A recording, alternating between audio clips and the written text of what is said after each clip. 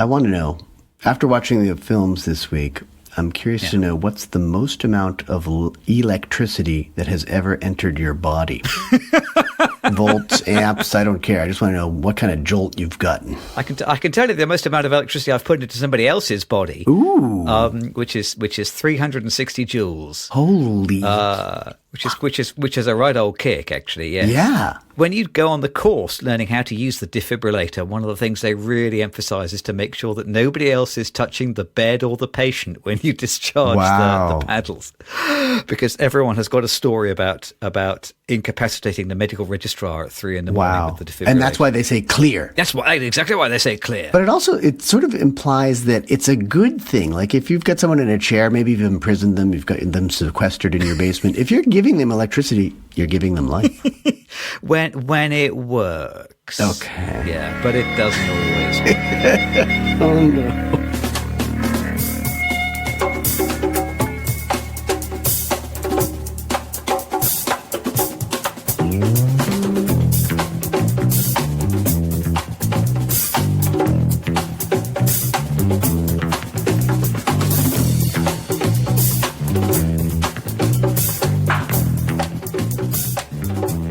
Hello and welcome to the Two Real Cinema Club. I'm James Rosica. And I am Andres Lorente. Every week on the Two Real Cinema Club, we compare two films, usually one old, one new. Sometimes we compare A1 to A2. That is to say, maybe a film based on a previous intellectual property, as we are doing this week with Bugonia. 2025, the new Yorgos Lanthimos film with Jesse Plemons, and I would call her Emily Stone. I think she's Emily, but I guess she's sticking with Emma. Is that right? Yeah, I think you can tell me you know everybody personally these days. No, I've only ever known her as Emma. I mean, I've only ever known of her as Emma. I think she's Emily. I forget. She's stuck with Emma because there's another Emma Lee that's more or less the same age and same level of fame. I forget what it is, but I think she's actually Emily, but we'll call her Emma Stone. We're comparing that to the 2003 Korean film, Save the Green Planet. Yeah. And I can't pronounce any of the names of the actors in that film, so I won't even try any of the names of the actors there. This week it's sort of an A1, A2 thing. Yes. And it's our third Yorgos Lanthimos film on the podcast. Right? At least third. We are counting them up. Wow. We did Dogtooth. We did Poor Things. Okay. Now we're doing Bugonia. Oh. Did we do Killing of a Sacred Deer or The Lobster? No. Give it time. Yeah, give it time. There's time. There's always time. Yeah. I wasn't aware that this film was a remake until after going to see Bugonia and doing a bit of reading about it. Apparently, I don't know whether you knew this, the original plan was for it to be remade by Jang Joon-hwan, so the director of the original Korean movie. Oh. So, yeah, I think the way the project started out, it was Ari Aster was producing. Jang Joon-hwan was going to direct. Wow.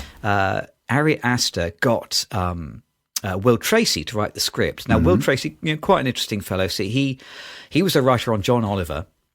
He was a writer on Succession. Yep.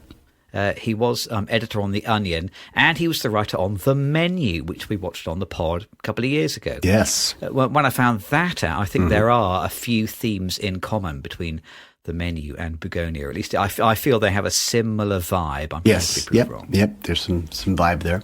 Vibing. Is that what the kids are saying now? That's what the kids are saying, I think. There's some vibing there.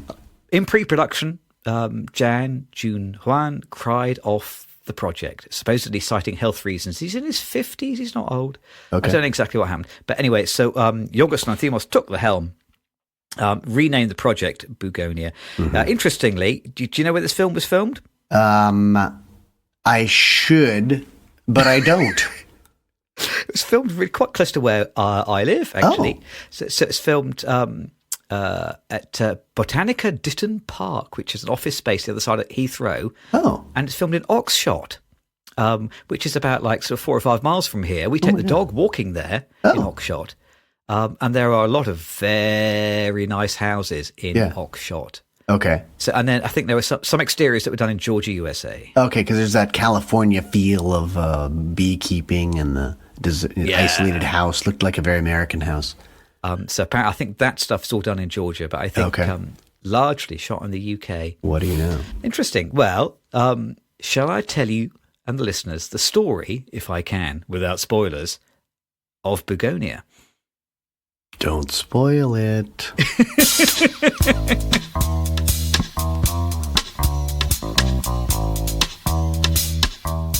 So Bugonia is, I would guess, I would call it a black comedy. You think that's reasonable? Yeah. So Teddy and Don are cousins living in the US, just scraping by. They live in Teddy's mother's house. They are surviving on junk food and what honey they can get from the beehives behind the house. But they have a plan. They're going to kidnap slick chemical company CEO Michelle, because Teddy is convinced that she is an alien from Andromeda who has come to Earth to destroy humanity. Incredibly, their kidnap attempt succeeds. Michelle wakes up in the basement of Teddy and Don's house with her head shaved, her skin covered in antihistamine cream. Once the negotiations begin, she discovers that the kidnappers don't want money. They want to talk to the Emperor of Andromeda on his mothership. So, how will the kidnapping progress? How are the characters already connected through past events? And who will get what they want? Oh, that's a nice open-ended one, that last one. I try not to spoil it. Well done. Yeah. There's no spoiling there. We will spoil in about sort of 5 or 10 minutes. We will ring the bell, but before we ring the bell, non-spoilery thoughts. How did you find Bugonia? Well, when you said black comedy, I think it's like a black semi-comedy. I don't think there are that many laugh-out-loud moments. No, it's just continuing the trend of comedies that aren't funny, isn't it? That we've talked about before, yes. There are a couple of fantastic moments, but I guess in hindsight, I can't say full-on comedy, black comedy. So black semi-comedy. I liked it. It's interesting. I can't find much to fault in it. Not that I'm actively trying to fault a film, but I didn't have too many problems with it. I wasn't like overwhelmed. I wasn't blown away like this is one of the greatest films of the last 5 years or anything like that. I felt like it was super competent. I don't know what Lanthimos does, but he always gets great performances out of actors, and they're always winning awards. Because it's great performances out of the same actors, basically. Yeah. That might be the secret. That's part of it, yeah. So I guess I was not fully overwhelmed or super enthusiastic, but I really liked it a lot. I thought about it a lot. I think there's some great points in there, and it's a good film. And you saw it before I did, I think. So you wanted to pod on this because you had seen it. Yes. So we saw it pretty quickly after it came out, and I agree. It's a lot of ideas in this film. It is a lot like a play. That was one of my first impressions. In fact, Sure. I think this could work perfectly well on stage. This script wouldn't require much adaptation. You know, all the best scenes are broadly play-like. All the best scenes are largely one-on-one, two-on-one.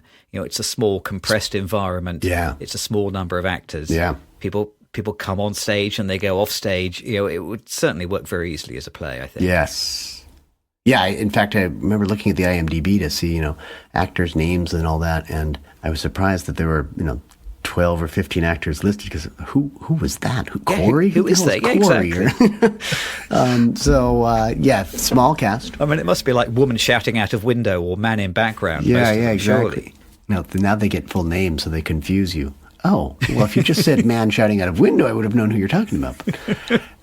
Small cast, but again, all good performances. Chamber piece is what you're kind of getting towards. Oh, yes. Yeah, the old chamber piece. I don't think they envisioned it as a chamber piece, but it comes off that way. And I think that's just because you're making this decision to do a sequestered space a film, right? I mean, you have to do the kidnapping, so you've got a few minutes to get them into that space where they're going to be locked in for a sizable chunk of the film. So that immediately screams theater, I think. I mean, I couldn't agree more. I think the central performance is just terrific. Yeah, intense and layered. Yeah, Emma Stones and Jesse Plemons, they are married, aren't they? I think. No, Kirsten Dunst and Jesse Plemons are married. No, is that right? Oh, Yeah. man. Yeah. Oh, I eat my words. Hey, look, okay. things happen quickly in Hollywood. I may be 2 years behind the ball, but I think that's the relationship there. Okay, well, good job they're not married. But but I think they bounce off each other, very well. Really, intense performances and layered, aren't they? I think you can really see, what's under the surface, and I think, it's well written because there is something under the surface. Mm-hmm. Well, it's not spoiling anything to say that early on in the movie, Emma Stone, she is this very corporate CEO business type figure. She has all of the corporate speak. And yet at the same time, it's like you get this kind of notion that she knows the talk, but she's also aware that it's kind of crap. Yes. Yeah. And in the same way that, Jesse Plemons, he is convinced that she is an alien and he has a very complicated conspiracy theory all worked out. But at the same time, he shows these kind of tiny hints of self-doubt. He is not completely certain. For all that he says out loud, there is subtext there, which I think, is the hallmark of, these are great performances facilitated by a script which has some proper genuine depth. Hear, hear. But... Shall we ring the spoiler bell? I guess now. Yeah, now's a good time. Because there are some interesting things to spoil in this movie, and it would be a shame not to talk about them. We'll ring the bell, echoing as it does across the... is it California? It could be California. I don't think they specify. The bee fields of some that are in the United States. Across the galaxy. We need to reach the Andromedans on this one, so make it loud and proud. That was loud. I can quite believe that it will reach deep space. Right. So there's a central question that runs through this movie, and the question is Emma Stone an alien or not? Yeah. And the movie kind of teases you with it. And I have a kind of a problem with any story which is all centered around a binary revelation. Is what I would call it. Either she is an alien or she is not an alien.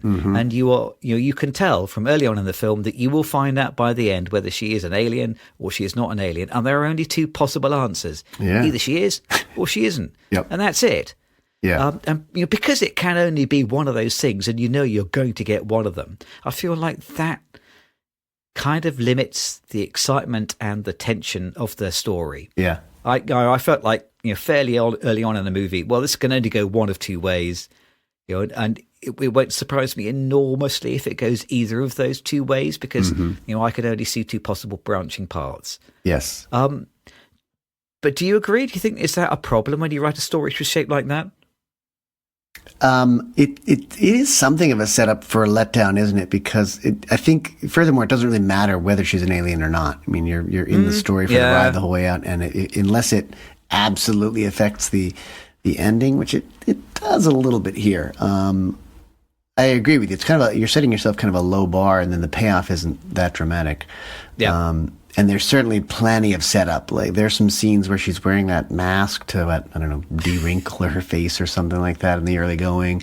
There's some things that she does around the house that just makes her look like an alien, but it's actually just, Californian self-improvement, healthy lifestyle stuff.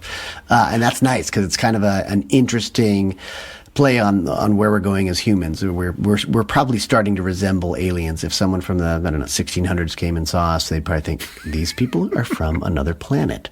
And I think the director and the set design definitely support that. Right. Yep. But yeah, ultimately, I'm not sure if it's important whether he's convinced she's an alien and treats her as such.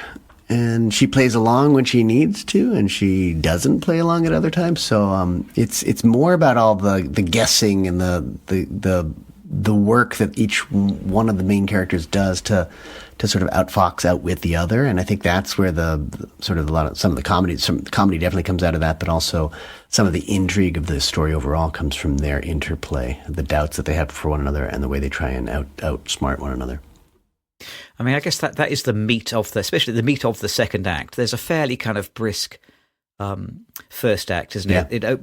I know what toys talk about openings and closing images. It opens and closes with basically exactly the same image, which is bees. starts right with the bees, and it's kind of voiceover from Jesse Plemons' character. He says something like, it starts with something magnificent, a flower. Yeah. I think those are the first words he says, something like that. Yeah. And he's talking to Dawn.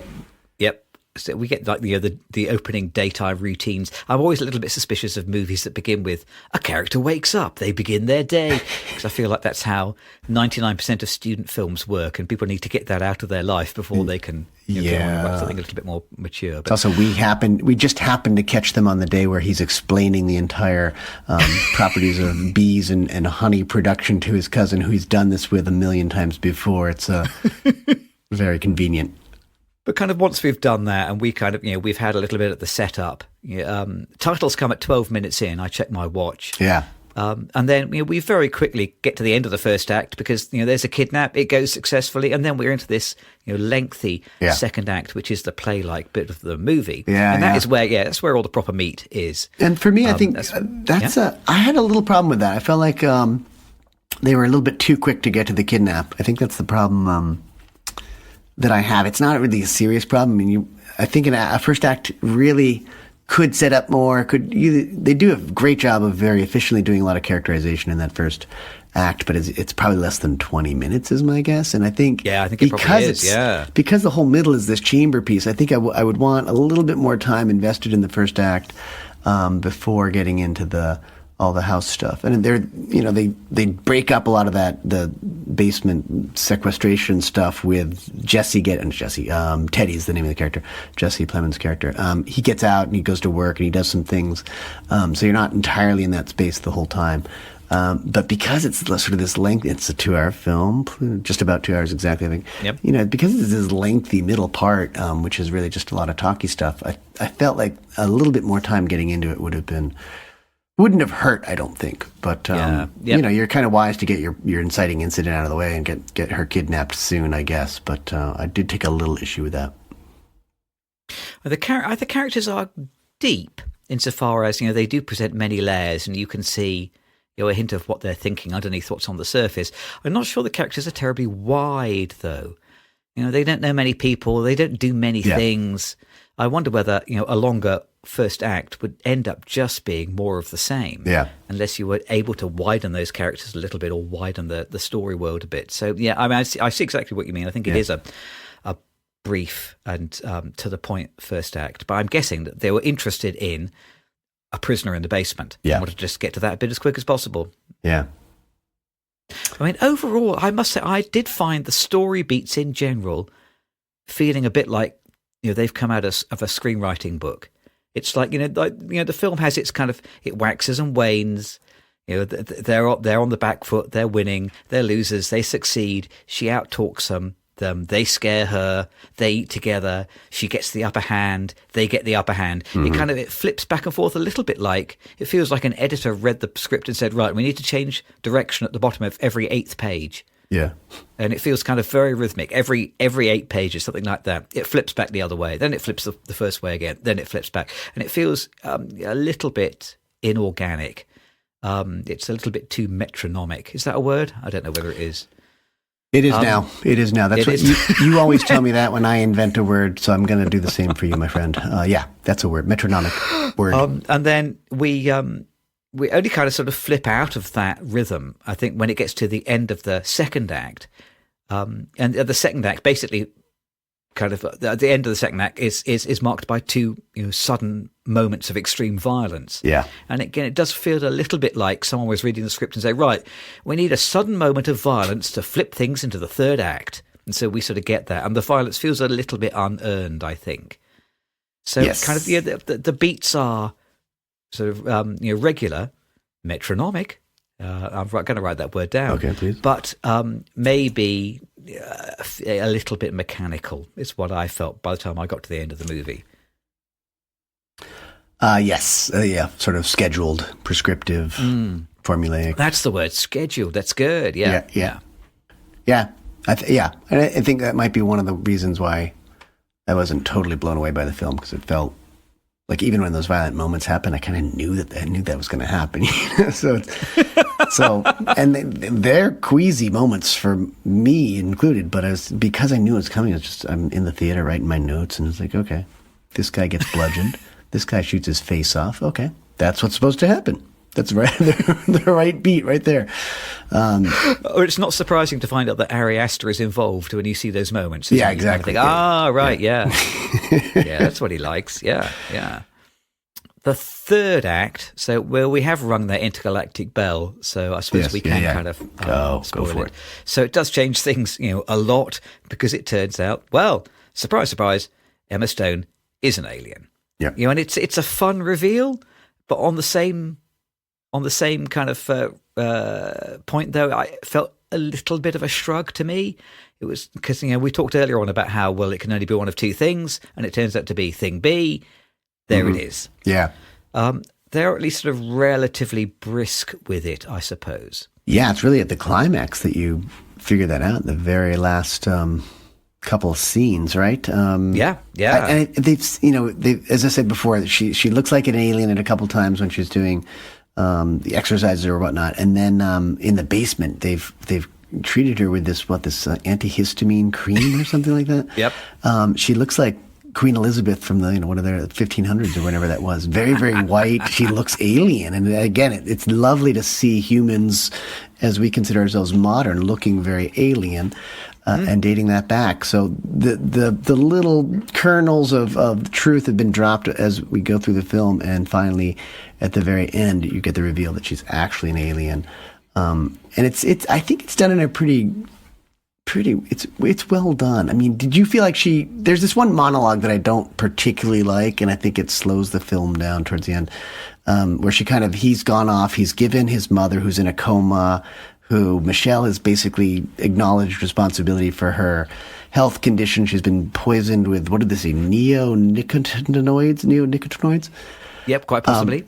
And then, so he's given her, what was it, antifreeze or something like that? Yeah, I think so, yeah. And then his mother dies. She's been in a coma for a long time. He gets back to the house where she's sort of freed herself at this point. She's learned a lot of truths about him in the basement because he's been even dissecting humans, and he's found a couple aliens, and she tells us this. I mean, he is basically a serial killer, isn't he? At this point? He looks like a serial killer, and she tells us this whole story, and it comes at a point where we should be picking up the pace, and she goes into a bit too much information for my liking at that point, because he's holding a gun, killer.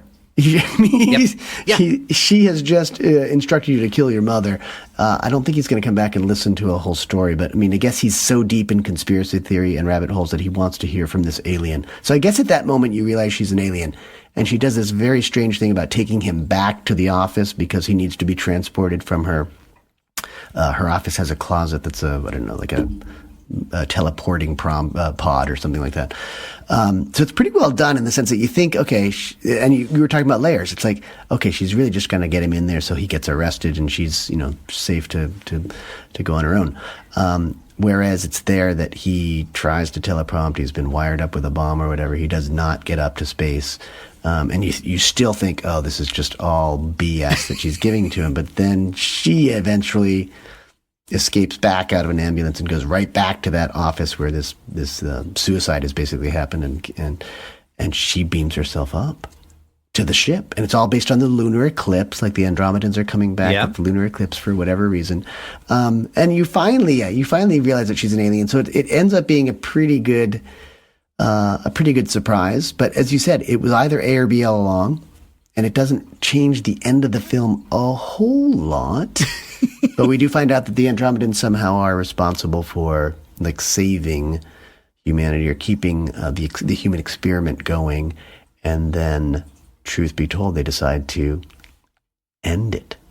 Yeah. They basically... it's a downer, isn't it? It's a real downer. It's a real downer. They take us the way of the dinosaurs, and the bees survive. And Teddy's whole mission was, we got to save the bees. Well, the way to save the bees is to take out the humans, basically, is the ultimate message of the film. Yep. And that's exactly what she does from space. And she is, it's interesting because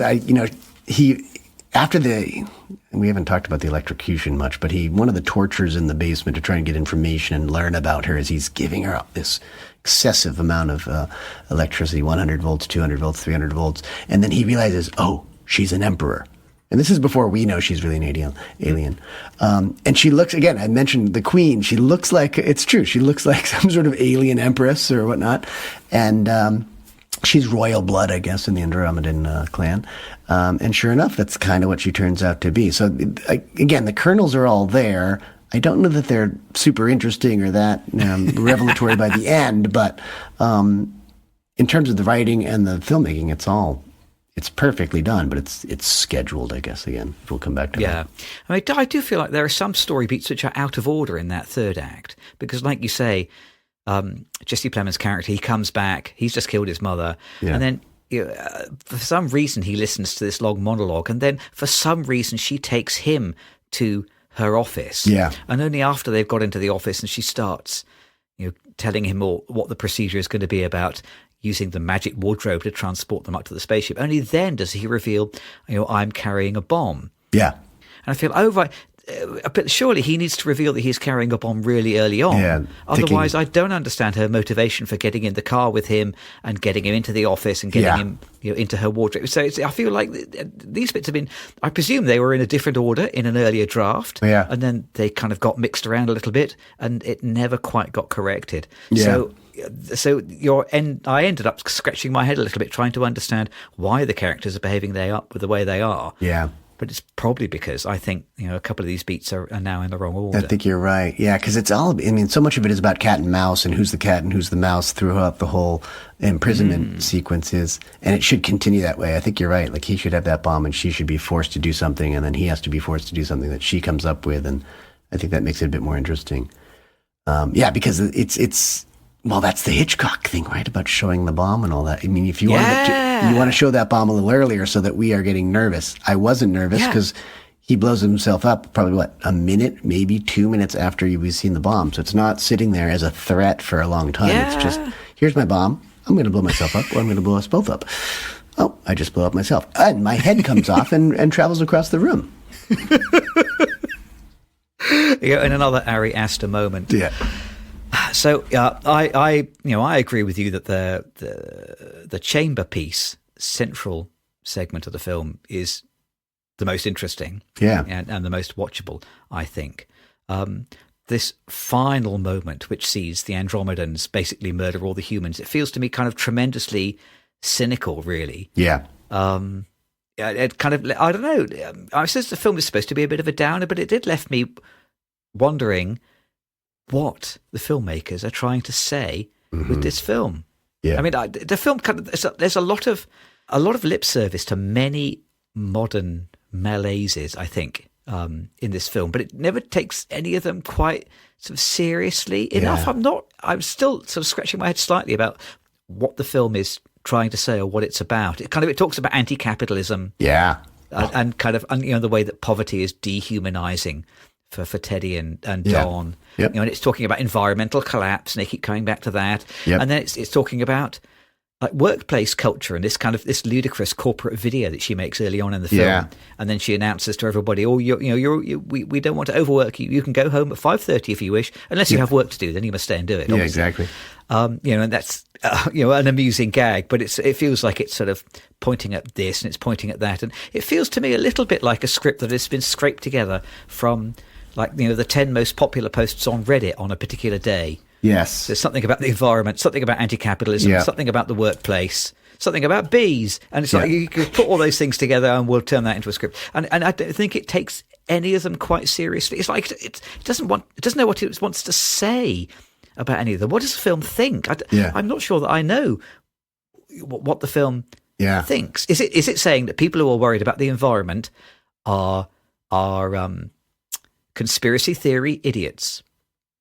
Is it saying that CEOs actually they are superhuman and they are guiding the human race? Is it saying that worrying about the future of the Earth is something that only crazy people do? Yeah.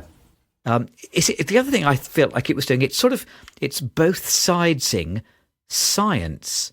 Because we have this, evidently quite crazy guy who's done his own research by cutting up his neighbours and then modelling a spaceship on his laptop. And yet the film suggests that his research, which he has done himself, is actually just as legitimate, maybe more legitimate than the research that might have been done by NASA or the Jet Propulsion Laboratory or whatever. Yep. It's kind of, it feels like it's, both sidesing, do your own research. I mean, it's kind of chiming in with a lot of buzzwords. Yeah. But I'm not really sure what it believes. That's what I'm trying to say. I think the messages get very muddled, which is a big departure from the menu. The menu, it's pretty clear. It's this anti-capitalist piece, and it's fantastic. I think the message here is really quite muddled. I think what it does do a great job of is it's a great analysis of internet rabbit holes and why these people are out there and how they're out there. But I agree with you 100%. Like, the environmental message I come away with is actually very pessimistic. It's that the bees are going to survive. We can do whatever the hell we want. We can denude, we can deforest, desertify, we can destroy the planet. The bees are still going to be around, and maybe there'll be some other human-like species that rises from the ashes. But I think it almost is a permission structure to do whatever the hell we want. That's one of the things I took away. And then also, yeah, you're right, the sort of lionizing corporate culture, but at the same time, trying to indict it in some way, but not really thoroughly one way or the other. There's a lot of both-sides-isms in there. Both-sides-isms. Is that a word? It is now. Thank you. I'll file it next to metronomic. I read an interview with Will Tracy. Was it the BFI, something like that? Anyway, and the thing I wrote down in my notes was he said, hopefully the movie doesn't feel prescriptive or gives off the impression that it has all the answers.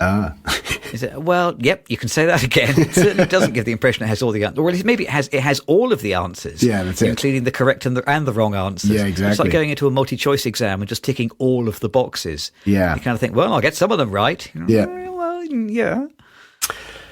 There are two nods that I want to make right here. Oh, good. First one is I don't know if you've ever seen The Passion of Joan of Arc. Must be like 1923, 25. Oh, okay. It's a Carl Theodore. I'm ashamed to admit I have not. It's a beautiful movie. It's great, and Lanthimos has clearly seen it and cribbed a lot of, mostly the way it's shot, I think. It's a Carl Theodore Dreyer film from, I'd say, in the 1920s. I think it's in French, but it's really heavy on close-ups and of a bald Joan of Arc on trial. So, I mean, this film borrows, I think, extensively from that film, and everyone should see it. It's just beautiful, and you'd never guess that this is a film from the 20s.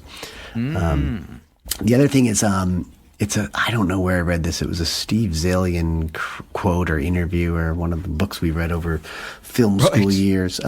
Steve Zalian talked about writing faster. As you move through a film script, it's nice to have a leisurely pace at the beginning, and then you want to start writing faster and faster scenes.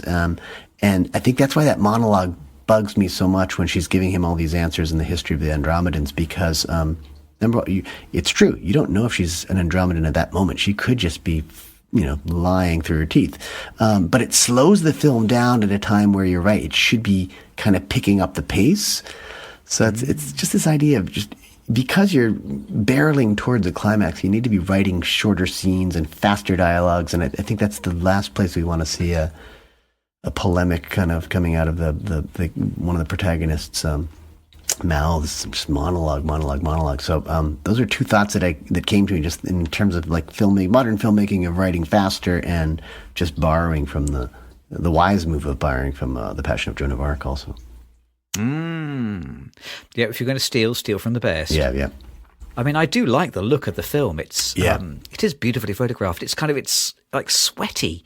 I feel it's the best way to describe it. It's just claustrophobic. Yeah. I mean, not only does Emma Stone have all this ointment all over her head, but Jesse Plemons, is sweating like sweaty. He's grimy as well. Yeah. You kind of feel the heat, but at the same time, you have all these close-ups. You have a whole bunch of real wide-angle shots as well. Yeah, real kind of Kubrickian, very very wide-angle shots where they're clearly making, they're doing their very best to fill this kind of scope screen with a fairly small garden with a few beehives in it. Yes. All the scenes where he's cycling, or the scene when he's in the box packing section of the factory, or whatever. Yeah. And it's very very wide screen. With a super wide angle lens. It's some lovely photography. Really really works. I think it's good. Yeah. The music as well is probably worth mentioning as well. I did read a little note about apparently the composer. He's worked with nothing else before. I think Jerskin Fendrix is the composer, and he was told, "I'm not going to show you the script. I'm not going to give you any scenes to watch, and I especially don't want you to watch the original film that this is a remake of. Yeah, that makes sense. I want you to compose music based on 3 words."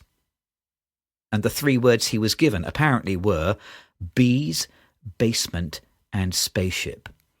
Wow. And I'm glad we've said that after the spoiler bell, because that's if you're going to spoil the film with that's 3 the whole words. Film, yeah. That is kind of the whole film, isn't it? But considering he had so little to go on, I mean, maybe having so little to go on is a gift. But Probably. the music is pretty striking in this film. Yeah. That is. I like that. I like that. That philosophy. Give the composer some words.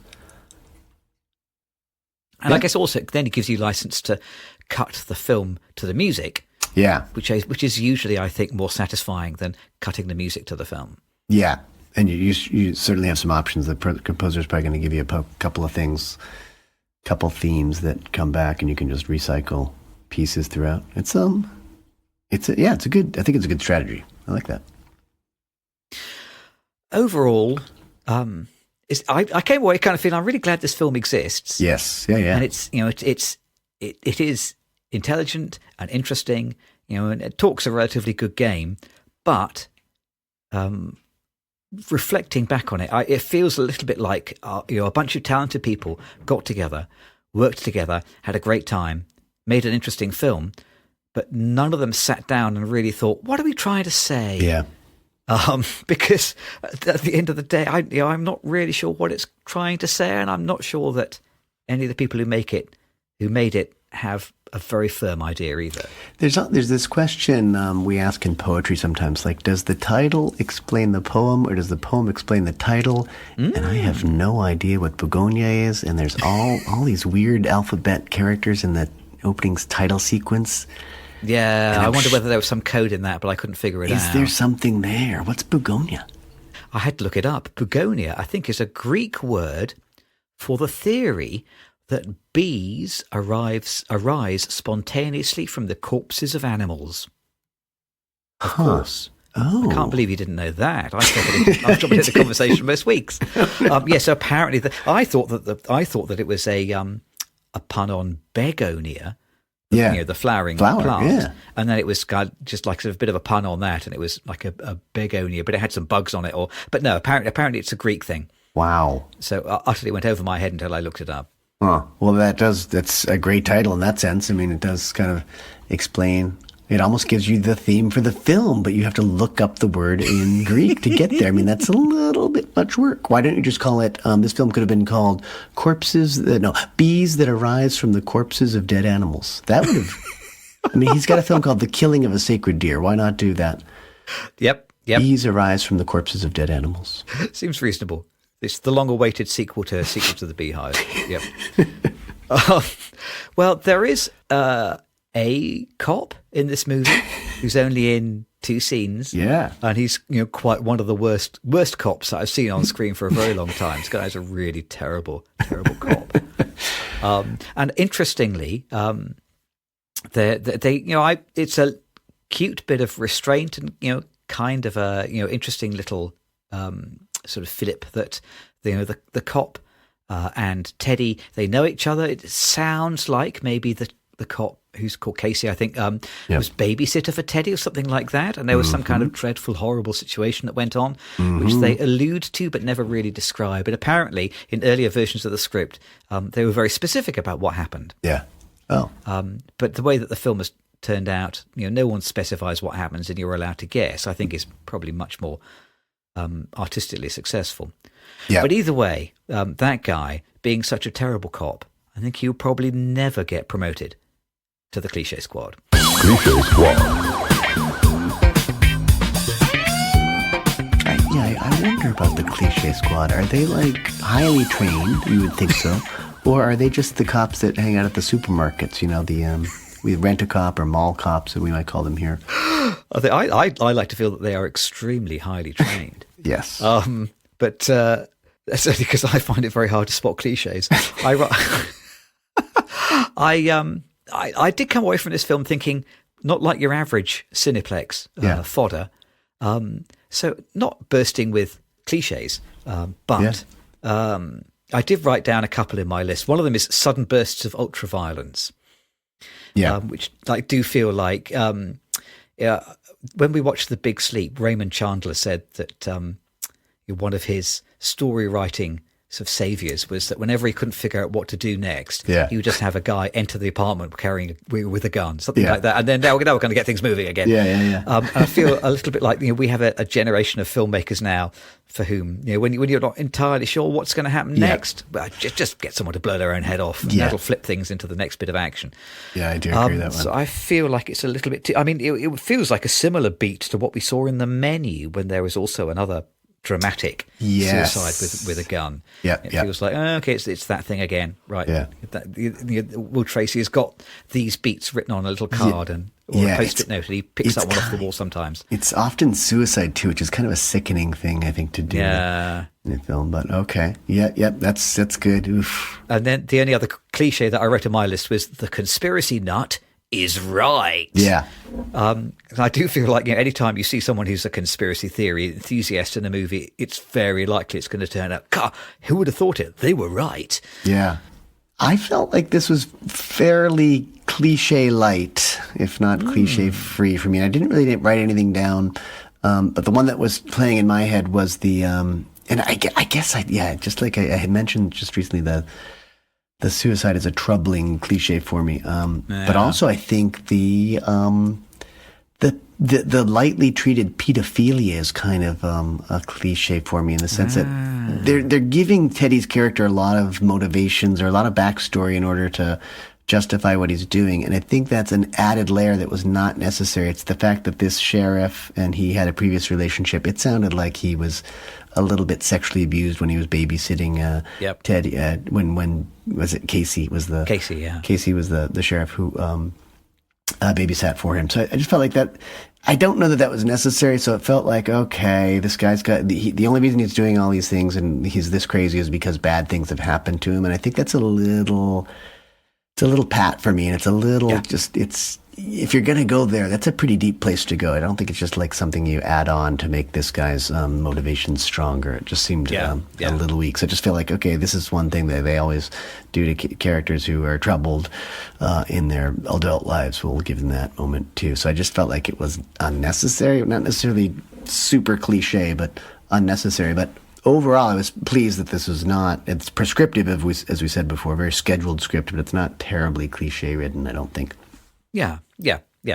Certainly, I've never seen a species of aliens in elaborate knitwear before. Yeah, it's good to be surprised, isn't it? Sometimes. And I guess one of them had very long hair, but the hair is very important because that's how they transmit messages to their mothership or something like that. And I was thinking back on it. I know that there was one person with long hair, but I didn't notice that they all had long hair. But then again, you're right. Those knitted outfits they had might have been completely made of alien hair. Or as aliens, do they grow hair? That was another weird... Yeah, maybe it's just what their bodies are like. Yep. So, I don't know. So overall, I think worth going to see. Yeah, definitely, yeah. I don't want stimulating, interesting, and you don't have to get everything right to get the seal of approval from the Two Reel Cinema Club. Not at all. You just got to be making good films. And this one is a good film. Yeah. Excellent. Come on, look at that. We do sometimes say it. It was a good film. Yeah. Maybe not enthusiastically enough, but we do say it. Right. After all that effortful praise, I'm going to have a lie down. Let's have a break. Okay. And then we will come back and we will discuss the film upon which this film is based, pretty closely based. Mm-hmm. We'll talk about Save the Green Planet.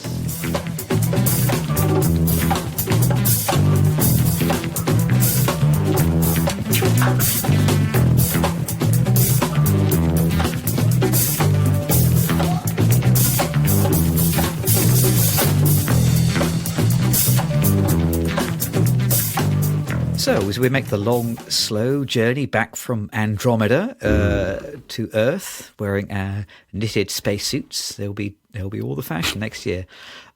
We can talk about the film that Bugonia is based on. Not widely publicised that it's a remake, but that's exactly what it is. 2003, Save the Green Planet, a Korean film.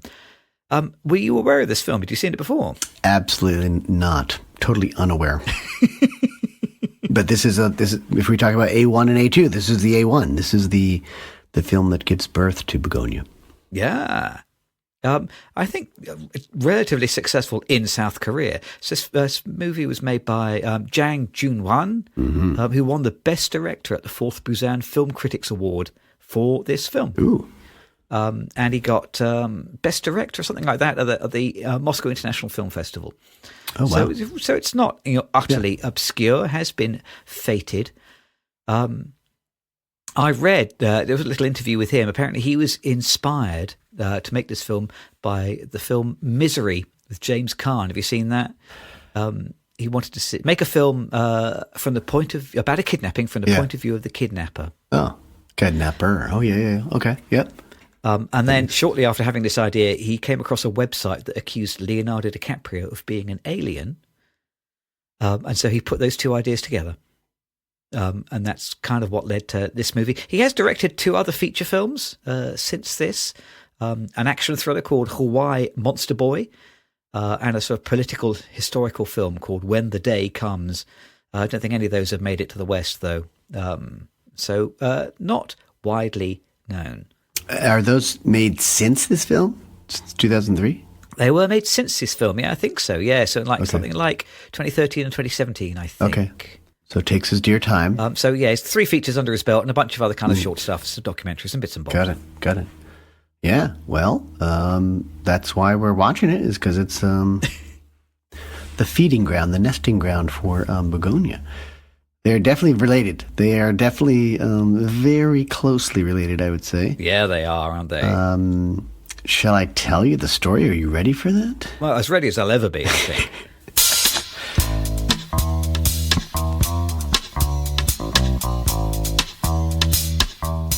And there are some cast members. I've written down their names phonetically to try and pronounce them more clearly. Shin Hae-kwin, Bak Yoon-sik, and Hwang Jun-min are excellent. Some of the actors in the film. Lee. I'm going to call the main character Lee. Right. Because I think that's what he's listed as, but he's got a longer name too. Lee is an eccentric extraterrestrial. Did I put extraterrestrial? Why did I put that? No. You've jumped straight to the end of the film. Oh my God, I did. No, Lee wasting. is an eccentric human being. He's stalking this CEO glutton type named Kang, who Lee thinks is an alien. He thinks that the other guy is an extraterrestrial. From Andromeda, sounds familiar, and he's up to no good on Earth. Lee wants to kidnap Kang before an upcoming lunar eclipse when he believes a prince is coming for Kang. Lee captures Kang in a parking garage, and after some struggle, it's finally Lee's girlfriend, Suni, who actually gets Kang and disables him so that they can sequester him, as we know happens in the A2 film. This all happens before a very punk rock version of Somewhere Over the Rainbow. And I'm thinking Green Day, if you know that band, kind of sounds like that. Who also appear in Bugonia, didn't they? Do they? Yes. Yes. So something, they are the music on the CD when he does the electrocution. Yeah. Oh, my goodness. So nods here and there. Plays for the first of many times. We hear Somewhere Over the Rainbow a number of times in this film. Plays over the credits, which also serves as a scene to set up the imprisonment of Kang in Lee's mountain house lair. So there's a montage. The opening credit sequence, I found it difficult because the credits are quite effusive and fancy. I mean, there's a lot of color coming out on screen, and in the background, you're also seeing what's happening with the setup of the imprisonment space in the basement of the house. So it's a lot happens during the credits, but you have to sort of watch quite carefully because the names are coming up as well. So he's been imprisoned in Lee's mountain house. There's an apiary outside, so he also is a beekeeper. But is Kang really an alien? Ooh, we asked that question in the first film, didn't we? Mm-hmm. How crazy is Lee? They definitely make Lee seem very crazy in this film, so the question keeps coming up. Why is he this crazy? How is he crazy? Will the warring detectives on the missing person case find Kang? And which detective will be the hero? Will it be the tough as nails, handsome guy who seems official but maybe doesn't play by the rules? Or the young guy in the victims unit, straight out of university and thinking a bit out of the box? Or will it be the non-traditional one who solves most cases using his nose and his sense of smell? Who done it? Who's going to figure it out? There's a lot more emphasis in this film on the investigation, I felt. There is, yeah. Than looking for Kang. So that's a big difference here. But I will leave it there because I think Bugonia gives you a lot of the feeling of the pacing and the actual storyline of the original film as well. So what did you think? What are your initial I mean, there are... this film, I was surprised how similar Bugonia is to this film. Yeah. There's lots and lots of similarities. They've done a few changes, and we'll probably talk about that when we come to the synopsis. Yeah. But broadly, the plot, the revelations, most of the major beats are very similar. Yeah. Even some of the dialogue is actually exactly the same. I think early on there's a line in Save the Green Planet where Lee is explaining to Suni, his girlfriend, we've got to apply this ointment to him. And he says something like, with the aliens, their DNA is different to ours, but their nervous system is similar, or something like that. But it's like a line that I remember from Bugonia. Yeah. It's very, very similar. Yep. Supposedly, I think Will Tracy only watched this movie once and then tried to put it completely out of his mind when he wrote the script. Oh. But I think he must have watched it pretty closely. Yes. I think there is a lot that is taken directly from this original movie. Yeah. But this is much more of a comedy with a capital C. Yeah. I mean, it's madcap, isn't it? It is. It's bonkers. That is the word, bonkers. I mean, it's inventive. It's fast paced. Yeah. It's fun. I mean, it is great fun, although it veers into darkness, not seldom. Yeah. But yes, it's kind of lunatic. It's really crazy. Yes. You're right that it concentrates a lot more on the police procedural aspect of things. But the police they're like kind of cops out of a sketch. They're kind of characters from SNL or something. Then it doesn't make any pretense of being sort of real or having any genuine tension. It's all played for laughs. Yeah. And broad, I'm not sure whether I chuckled, but broadly, it succeeds, I think, in a tone it's going for. Yeah, the tone of the two films is totally different. This is not black semi-comedy, I think is what we called it before for Bugonia. This is, I think it's very broad, slapstick even. And then there's when I saw this film, it made me go back and think about Bugonia. There's no one ever really looking for Michelle in that film that I remember. I mean, the biggest official presence is the cop, local Sheriff Casey, who knows Teddy on a personal level. I mean, otherwise, you don't feel this presence of people really looking for her. No. And it's odd because she says, I'm a big wig. I'm a big deal. I mean, people are going to be looking, the governor's going to be looking for me. Everyone's going to be looking for me. And we never really see that. Have I forgotten that? I mean, there might be a little. No, I agree. Yeah, there appears to be no manhunt of any kind. There is like a news story on in the background during one scene, I think, where they say, still no word about the missing CEO, but that is it. Yeah. Very, very little. So this film, I think, to a certain extent, rightfully does focus a bit more on the investigation, or at least has an investigation going on, and with some really strange characters too, which kind of heightens the comedy a little bit. But I think that's a mistake in Bugonia, is that no one's going to look for her, and that would have put a different kind of pressure on the protagonists there. There's a lot of sexual comedy in here too, like penises, phalluses, anal probes. I mean, a lot of generous application of ointments and whatnot. So there's a lot of very visual sexual humor that maybe it works, maybe it doesn't. So it's definitely on a different tone scale than Bugonia, no question about that. But a lot of things are borrowed though. Again, pictures of the Earth and an eclipse coming. It's sort of broken down over a course of maybe 5 days in one of the films and 7 days in the other. But you see these pictures of Earth and the oncoming lunar eclipses, sort of in various stages of the full phase of the lunar cycle and all that. But those are ticking clocks there. I mean, they're definitely showing you how many days we've got before the spaceship, the mothership, hovers above the Earth on the lunar eclipse. They're very similar. They're very, very similar. But I think that's a primary difference is just the amount of investigation in the two films. Also, this film does have a lot of kind of madcap cutaways. Oh, yeah. I mean, that style for the opening credits, where it's like it's cutouts and flashing letters and little animated figures and things like that. They keep coming back to that. There's when what's his name again? Lee is explaining why they have to apply the anointment. Yeah. You have this kind of little animated graphic of some molecules and calculations or chemical structures, things like that.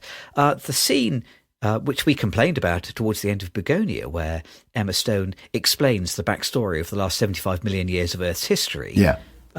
Exactly the same scene happens in this film, but it's accompanied by a reconstruction. Yes, it uses like little models, precisely, and uses actors and a sort of a green screen, and which I think works better. Yeah, exactly. Then it works. Yeah. Interestingly, this does obey your precept from earlier because it becomes pacier the longer the film goes on. Yeah, it doesn't really waste its time. Yeah, and that sort of matches the tone that they were going for. So I can see why they wanted to bring that scene where she explains what happened in Earth's history over to the new movie. Mm-hmm. But because they've done it in the style of the new movie and not the old one, this is why it leaves you with this big sort of lag in the pace. Whereas it's it's pacey and exciting and zippy, and it feels like a proper revelation when it happens in this film. It's accompanied by a sort of Hitchhiker's Guide to the Galaxy animated montage. Brilliant. Yeah. There are some bonkers scenes. So there's the Besame Mucho. It's when Suni's dancing for Kang in the basement. So he's sequestered down there, and he's wearing just this pair of red sequined boxer shorts or underpants. And she gets up and dances for him, and then she has to help him urinate because he's been in this chair for a long time. And the whole scene is just, it's a why moment. I mean, I loved it. It was kind of hilarious, but I don't know how that was contributing to the story very much, but there are a lot of moments like that. And then she walks a tightrope later on, and she's gone on to join the circus at one moment. And again, you're just thinking, why are these things in there? And they're fun. They're little detours, and they're kind of funny. They're comic, but they're not necessarily essential to the story, I guess. As I said, you do hear. Do you carry around a little notebook of ideas? Or like a file on your phone or something? Yeah, I definitely have things like that. I would say mostly they start out, just a scrap of paper, and then I'll put them away on a document somewhere. Right. But it's usually for something I'm working on at the moment. It's not necessarily, I mean, there are other files where it's just random stuff, but if it's that random, I wouldn't put it into something. I don't think it has to have it has to hold some sort of place or hold some sort of meaning. I mean, this film does feel a little bit like Jang Joon-won had a little notebook where he would just jot down any interesting ideas, and he just put them all into one movie. Yeah. So it's like, we need a tightrope walker. We need a scene where someone urinates for 5 minutes. We have to do a cutaway. We need to have an animation about dinosaurs. It's just put everything in. Yeah, put everything into the movie, and it still clocks in. I think it's very slightly shorter than Bugonia. Isn't it? It is. It's a few minutes shorter, maybe 10 minutes or shorter. Yeah. It's amazing. There's a lot happens. A lot happens. But I think also, I mean, the core idea is great, and the core idea is enough to fuel, a second film, a remake of the film. So I think the core idea is there. There's just a lot of decoration around the edges that, again, it's a certain style. Those moments don't necessarily contribute a lot to the story or the characters, but they are entertainment. It's candy. The other film that we have seen recently, which this film put me in mind of, is another film by a Korean director. Mm-hmm. It's Mickey 17. Yeah. Because that has a similar kind of slightly wavering, madcap, humorous tone. Yeah. Where it veers between sort of weird existential darkness and slightly ludicrous slapsticky humour, and tries to encompass them all, and maybe doesn't entirely quite successfully do it. I felt like it was in that sort of vein. They would probably make a reasonable double bill. Yeah. They're both sort of science fiction-y. They're both a bit funny. Yeah. They're both kind of weird and full of more ideas than the story can really contain. Yeah. They both just about add up to a story, but you're slightly left at the end of the movie saying, well, wait a second, what? How was what? It has a similar ending to Bugonia insofar as, come the end of the movie, it's Kang, isn't it? It's who's the CEO who gets kidnapped. He says, "Oh, I don't quite understand why they end up back at the chemical factory," but he takes them to the chemical factory, and I think it's that he's promised that he's going to transport them to the mothership. To the mothership. Yeah. But maybe not. I wasn't entirely sure. And then there's like a weird, almost sort of Doctor Who style sequence where they have to battle a robot, which kind of almost kills Suni, or maybe it does kill Suni. Yeah, I'm still not eventually. entirely sure what happens. I did find the ending, a little bit confusing. Yeah. And it made Bugonia feel a little bit more clear about its third act. Yeah, I agree with you. Yeah. They more or less get to the same place. It seems like when Kang gets up to the mothership, it seems like he's more of a powerful force. Like he's the emperor himself. I think he had more power than Michelle did. And I might not have that correctly because I'm mixing the two films up a little bit. But you're right. They both have the power to erase Earth by the end of the films. And that's exactly kind of what happens in this film too. They just say, stop the experiment. The planet is hopeless. So they just erase the Earth. The funny thing though, the one thing that survives is a TV screen that's floating in space, and it shows these nostalgic videos of Lee and his family. And this film ends kind of on exposition. It's very strange. And then there are a lot of flashbacks, a lot more flashbacks sort of getting deeper and deeper into Lee's psychology in this film, I think, and it happens throughout. Like he's been bullied as a kid, and then when he runs into that same bully that really gave him problems as a kid when he's buying some sort of menthol spray that they use on the body in this film to prevent the Andromedan from making contact with the mothership.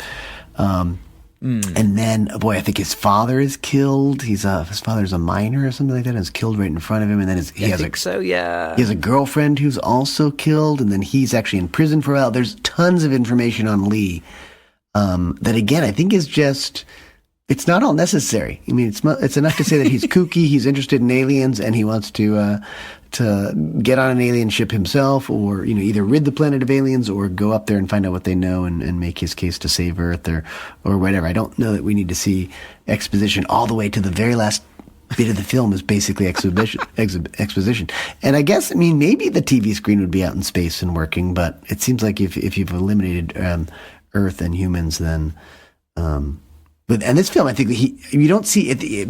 We never mentioned at the end of Bugonia, you see all these people dead across the Earth, just suddenly dying in, either in concert halls or having sexual intercourse, or praying in a mosque or whatnot. Everyone just sort of dies. I think in this film, Earth is basically just erased, and maybe that's why I was so confused by the TV screen coming into the stars at the very last. But I was also just confused that why do we need to see more exposition? We've just seen the whole film. I mean, that final moment of the Earth being sort of blown up, sort of blown up by a death ray or something, isn't it? It does feel like something, especially because, this is a low-budget film. Yeah. And these are some relatively low-budget effects. It feels like something from Hitchhiker's Guide to the Galaxy or Red Dwarf or something like that. It's sort of like a BBC science fiction comedy series with creaky sets and £45 to pay for all the special effects. Yeah. And this idea of a television with a VCR or a DVD or whatever that floats towards the viewer and gives them the backstory, that feels very, very like the closing sequence of a TV series or something. It feels peculiarly uncinematic. It did feel like a TV movie in some ways, and maybe that's where it aired first. And I think the low budget lends some zaniness to it. Like he's wearing garbage bags and a hat with tinfoil on it, and that's for him to protect himself from the Andromedans or whatnot, but it looks super low budget. So it makes him look even crazier than he probably is. But I think also, when you come from, most of the films I've seen have been Western, European, and North American films. So when you get these other cultures just doing something totally different, it's jarring. It's not necessarily any better or any worse, but it's just jarring to have that kind of be the end scene when you've gone through, this whole film, and then you see the Earth disappear. You're thinking, whoa, there's a television screen in space with his life on it somehow. But hey, more power to you. If you can want to do that, and you can do it. But again, you're right. It's like an idea on a scrap of paper, and then he's strung them all together. I mean, the same way that you compared Bugonia to that was The Passion of Joan of Arc. Yeah. Which is such an erudite and intelligent thing to compare it to. I'm going to do my equivalent here, which is that one film that's really reminded me of was the early films of James Gunn. Oh yeah, I watched Super a few months ago, and that has a very similar sort of very low budget aesthetic and sort of, kind of animated cutouts and some thrash metal, and it feels like it belongs in that same sort of bag. And his films also have this underlying theme about family and loss, which I think is what this film is sort of trying to explore. Yeah. I mean, I wonder whether the themes of this film are about as elusive as the themes of Bugonia. Yeah. Which may be part of the reason why Bugonia has ended up sort of feeling like it's not quite enough about anything. Yes. Because I came to the end of this film and I thought, maybe it feels wrong to criticize a very low budget, relatively new or young filmmaker's film, by saying, well, it doesn't really explore its themes deeply enough, because you feel like I ought to congratulate him just for getting the film made. Absolutely, yeah. And then for it getting made and then have enough recognition that it then gets a much bigger remake, or 20 years later. That's something that you should be praised for, and it's fantastic. But I did come away feeling like, well, I'm not entirely sure what this film is really about. Is it saying that losing your family is what will drive you crazy? Is it saying that we're not really responsible for what we do because at the end of the day it's the aliens who will decide our fate? I'm not entirely sure what it's trying to say. It feels like it's, here's my book of ideas, I used all of them, do I win a prize? Yeah, I hear you. I mean, I think there's so much invested in Lee's backstory that I think that's probably where our themes are supposed to be, but it's really hard to sympathize a ton with him because he's obviously become a kidnapper. He's dissected bodies in his basement. He's served time in jail. Yes, he was sort of bullied as a child, and someone killed his father and killed his girlfriend. But he's with this other woman now, Suni, who he doesn't really like that much. There's not a lot to like in him. So we sympathize. We understand that he's the way he is because of all this bad stuff that's happened, and that's probably about as tangible a theme as you can get, is that, well, when people suffer a lot, they're going to inflict the suffering on others, or they're going to do some crazy things later on in life. So I think that's the theme somewhere in there. It's not, I don't think it's as environmentally heavy as Bugonia was. No. I think there was, as you said, there's a number of things that Will Tracy and Lanthimos are trying to tell us in Bugonia, and maybe they're not all very clear, but there are definitely some themes that are there and a bit more tangible, I think. Yeah. We're not synthesizing it, are we? I feel like I'm synthesizing prematurely. It's very hard not to when these films are so similar. Why don't we cut to Who Am I? Okay. And then we'll come back and we'll continue to synthesize, but we'll play the music. So it's official. Good. I love it when we tell the audience exactly what we're doing. It feels like good script writing. Because God knows we don't know. Who am I? Right. Quick round of Who am I, which is going to be a short round because I don't feel very much like anyone in this week's films. They're all kind of a bit weird and madcap. I don't feel like I'm an alien. I don't really feel like I'm a CEO. Yeah. I wonder whether maybe if I'm like anybody on screen this week, I am like Teddy, Jesse Plemons' character in Bugonia, only insofar as, I also read the Reddit threads. I also am a bit suspicious of capitalism. Yeah.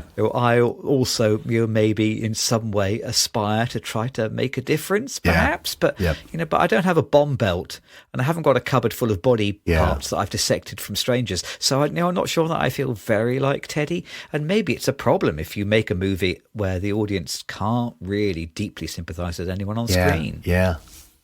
The one I empathized with is Who I Am, I guess, this week is Dawn. I felt a little bit like him. Not because of the chemical castration or has some special needs, I believe. But yeah, there are not many characters in either film. There aren't a lot of characters to begin with that you get to know. There are probably a lot more in Save the Green Planet, but most of them are policemen, the other characters. And I didn't really relate to any of those. I love the sniffing detective. It's a really bizarre character, but so maybe I could be that person. But I just felt like Don just getting trapped in this. And I think that was kind of the point of his character, that you either get trapped in the whole corporate mentality and Earth is just here for us to use, and then we'll dry it up and leave it. Or you get sort of sucked into the resistance. I think, isn't that the name? He calls it "Welcome to the Human Resistance," is what Teddy says to Michelle when he finally has her captured. And he's just kind of along for the ride. And I don't know. I mean, again, I'm very non-committal here, but I guess Don. I mean, I hate the fact that he does that thing with the gun to himself later on. But I guess I empathized with him the most, and that's why. I would say that I am him, but I like the sniffing detective. I hadn't thought much about that. This guy can solve crimes using his nose, which is kind of superhero-like. And he can cook fish as well. Yeah, that's right. He's very good. And it's very strange because he was working in a fish factory, and then they just turned around and they start cooking in the factory too. I guess they just make dinner for themselves on their shifts. It was just again, great stuff, scrap of paper film writing. Well, let's say, Don, played by Aidan Delby, new actor who I think does have autism. Yeah, it might be us too. And actually, pretty terrific performance. Really great performance. Great performance. Yeah, so very authentic, very interesting. So yeah, good for him. Right, well, we've already started. Yeah. We should finish the job that we've started a little bit, unlike the writers of Bugonia. Let's see if we can draw these two films together and do our synthesis for real. Here's the music. Yeah.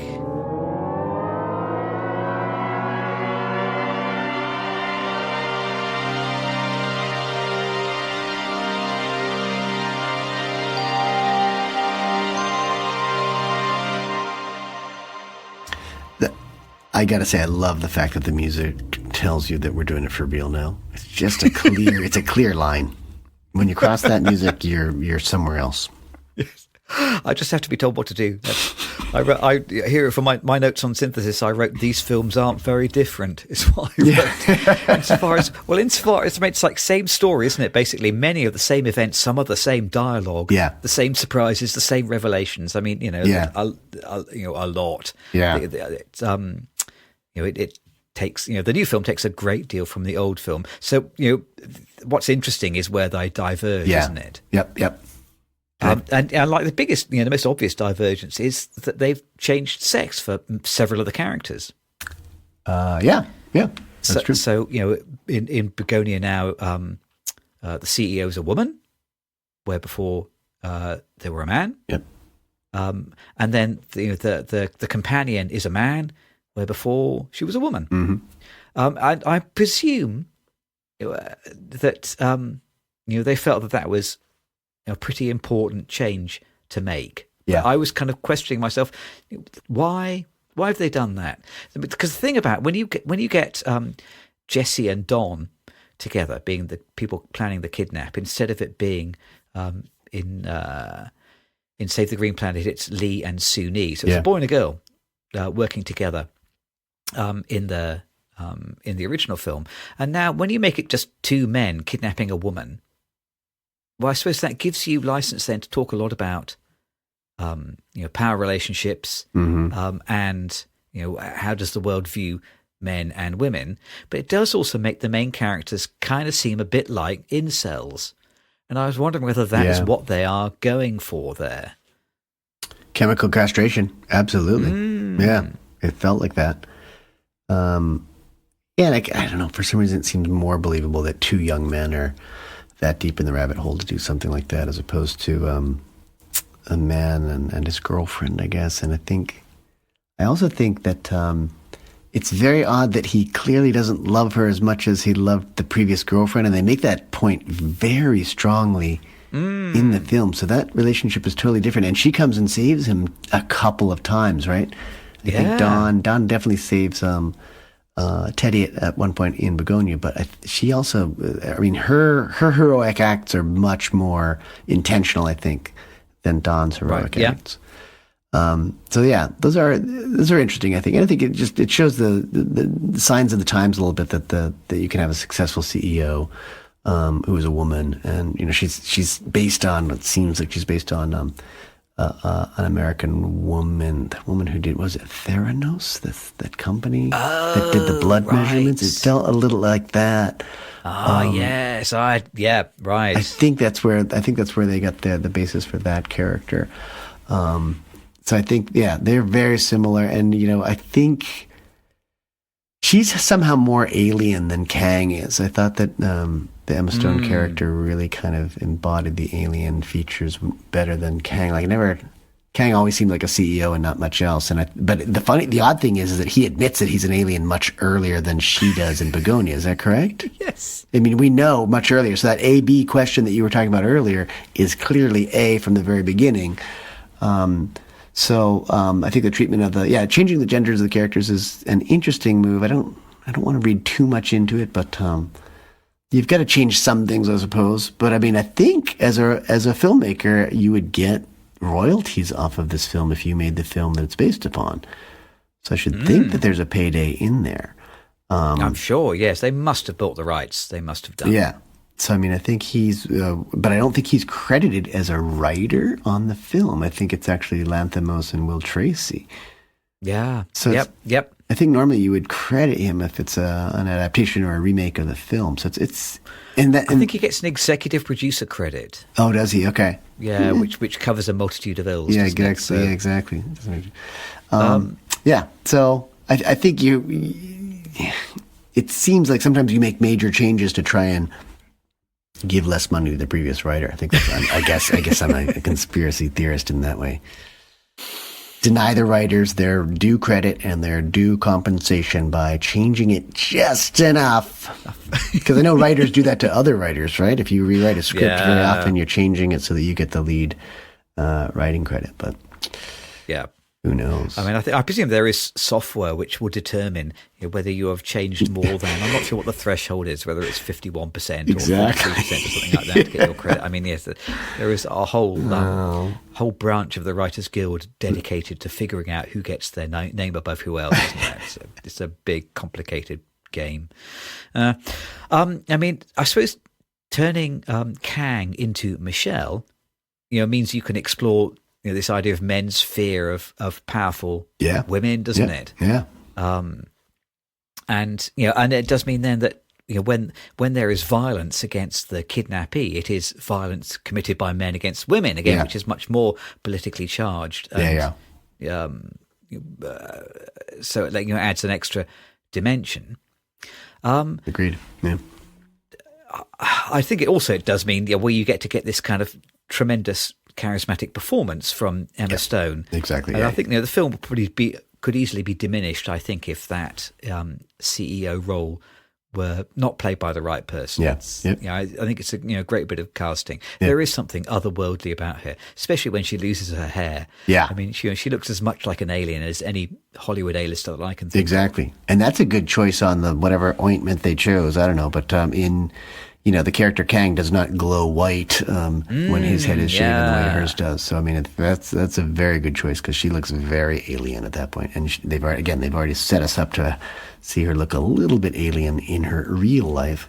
By the time she's imprisoned, she's very alien looking. You also talked about how the old film is much more of a police procedural, although they are kind of the Keystone Cops. They're kind of ludicrous comedy policemen, whereas that bit kind of largely gets ignored in the new film. Instead, though, we have the two films have different attitudes towards drugs because both of them do see the main character driven by drugs. Yeah, but in Save the Green Planet, Lee. Basically he's taking speed, isn't he, or amphetamines, or some kind of stimulant. Yep. And this gives him superpowers, and he swallows these blue pills, and then suddenly he's able to do anything. Whereas Jesse and Don are taking drugs, kind of to do the opposite, aren't they? Yeah, to stay calm, kind of castrating themselves to make themselves less suggestible and less susceptible and less persuadable. Focused. Very focused. Yeah. But it's interesting. They have taken that drugs line from Save the Green Planet, but they flipped it upside down again. Yeah. It's like they've taken a whole bunch of those Post-it notes from the original movie and just turned them upside down. Yeah. I mean, I think obviously the tones of the two films are radically different. One is definitely slapstick comedy. The other one is that black comedy that we talked about before.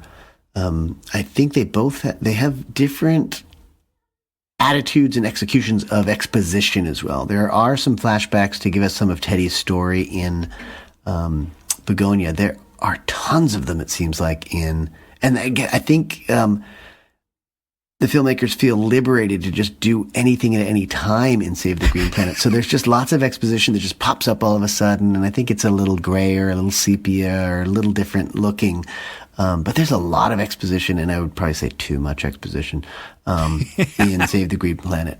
But they definitely, they both feature lots of flashbacks, and they feature the sick mothers in both cases. And they're equally weird in Bugonia. I mean, there's some surreal moments where Alicia Silverstone, who's playing Teddy's mother, is being she's got all these needles in her bathtub. There's an acupuncture scene.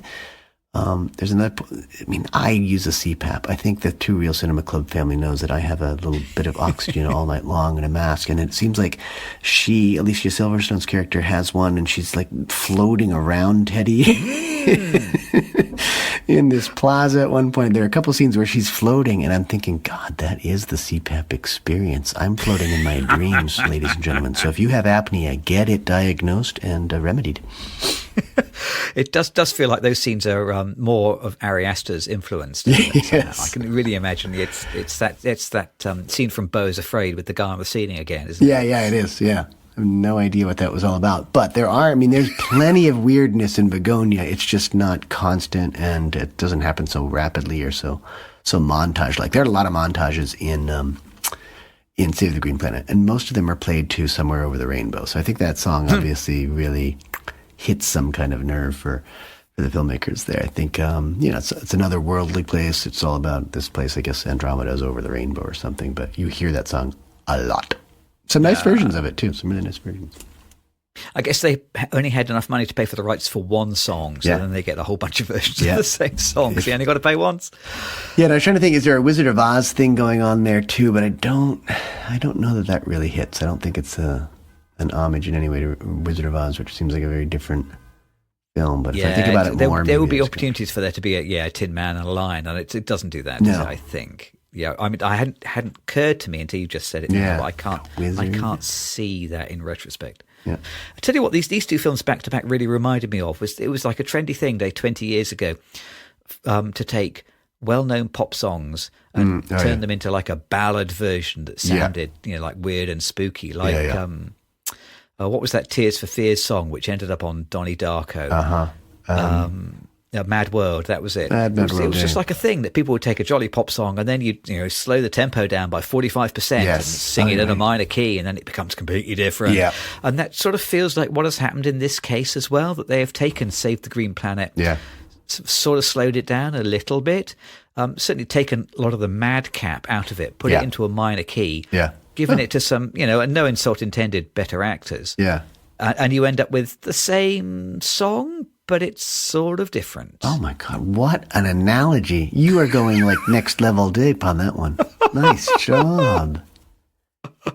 But at the end of the day, I'm not sure. Does anybody listen to that re-recording of Mad World anymore? I think, if anybody ever listens to Mad World these days, it'll be the original Tears for Fears. Yeah. I wonder whether in 30 years' time, will Save the Green Planet actually end up outliving its remake? Or will we all be dead and the bees will rule the earth? I think, there you go. Oh my God, you are on the spot tonight. Yeah, I think I'm going to be dead. But yeah. But there will be a VCR orbiting the dead Earth, playing back highlights of your life. Exactly. I want get my video out there before I go. I should start editing now. And don't throw away those television screens and VCRs, because they're going to be in space telling our lives to all the aliens. Well, before we launch our VCRs, there's just enough time to talk about what else has been playing at this theatre.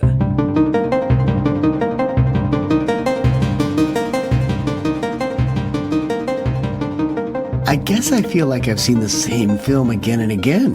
So maybe I haven't seen anything else. I don't think I've seen any film. I've seen a lot of music lately, so good. I'll just mention one concert that I really loved. It's this gentleman named Suitcase Junket. Right. I just call him Suitcase. We're on first name. Suitcase to his friends. First name's Matthew, I think. He's from Vermont, but he's a one-man band. He plays this crappy guitar that he's probably had for 40 years. And then he's got a suitcase. He sits on one suitcase. And then he's got pedals. So he hits that suitcase with the pedal that goes behind him. And then in front of him, he's got an old oil can. It's an oil can that hits... The pedal there has, for the mallet, it's a baby shoe. I think it's his own baby shoe. And then he's got a saw blade that he hits with another one and all sorts of junk. He calls it the pile. His instrument is called the pile. So he sits surrounded by all these pedals hitting just garbage, and he's fantastic. Great voice. He makes these sounds with his overtones, almost he's like throat singing.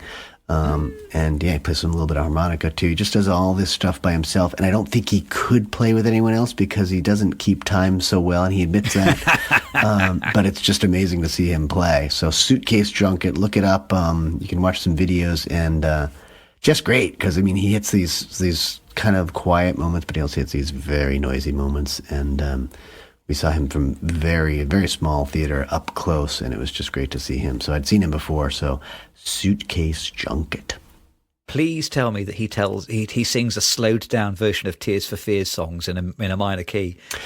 No, he did Cinnamon Girl by Neil Young, but pretty much the way Neil Young does it, but just in a Suitcase Junket way, which was... I don't remember Neil Young having a baby shoe and an oil can. No, God, I love the baby shoe. That's so cute. Oh, and then one of his microphones is an old handheld, an actual, dial phone, telephone receiver. Oh, awesome. And I think he's singing into the listening part of it.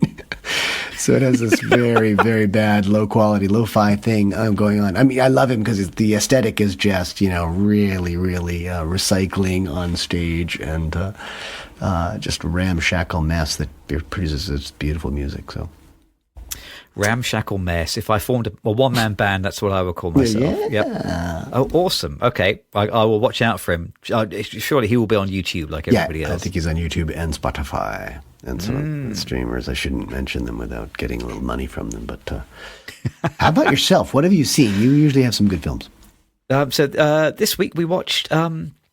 we're in the house on Saturday night, wanted something to watch which was short. So I did a weird thing. I picked a DVD off the shelf. Oh, brilliant. Doesn't happen very often. Stuck that in the machine. We watched Time Crimes, a 2007 Spanish science fiction thriller. Ooh. Which I've seen once before and haven't seen it for, probably 20 years since I bought the DVD. And so I thought it would be fun to sit down and watch that again. So it is short. It's like an hour and a half. It's you know what my kryptonite is, a low-budget time travel movie. I will go a long way to watch a low-budget time travel movie, and that's exactly what this is. I know that about you, yes. It starts out with a guy who's driving home from the shops, and his boot accidentally opens up and spills out all of the stuff that he has bought. And so he has to go back and try and sort of pick up all the things that he has dropped. And this is like a little metaphor for what he then has to do for the whole of the rest of the movie, because he kind of gets caught up in a whole bunch of kind of weird goings on and meets a mysterious girl and sees like a strange figure on the mountainside, and then ends up accidentally traveling back in time and getting caught in a loop where he then he becomes the strange guy on the mountainside that he sees, and he meets the weird girl again, but this time in a different scenario, and so it loops around 3 times. It's a very, very clever little bit of writing, and it manages to tie together all of the events which seem quite random to start with. Everything gets explained, everything is neatly tied up. It's one of those movies where it proves that you don't need to have very much money. Yeah. If you have, a few willing actors and a good script. Yeah, exactly.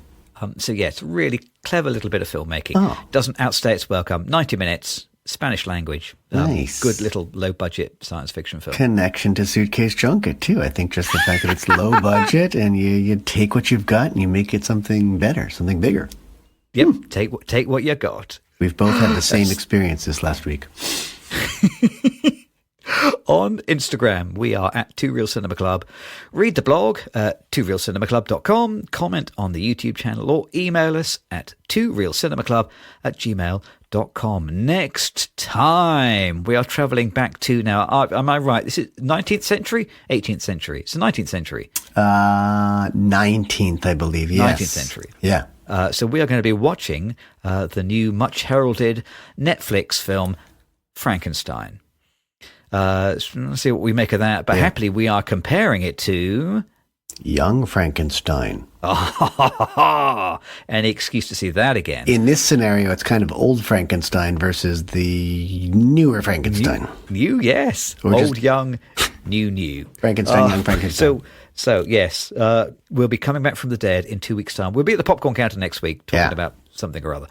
And then back with the undead. Well, he's not undead, is he? He's just brought back to life. He's unwell. I'm glad you bring this up because we were talking about defibrillators at some point, and I think electricity is life-giving. Yes, it can take life away, but it can also give life. So it's actually Are we stuck in a time loop here, do you think? Yeah. We've actually come back to the beginning of the pod. That's awesome. Reanimated. It's almost like you planned it. Yes. Lightning good. Is that how we end? Just lightning good? Lightning good, yeah. Goodbye, everyone.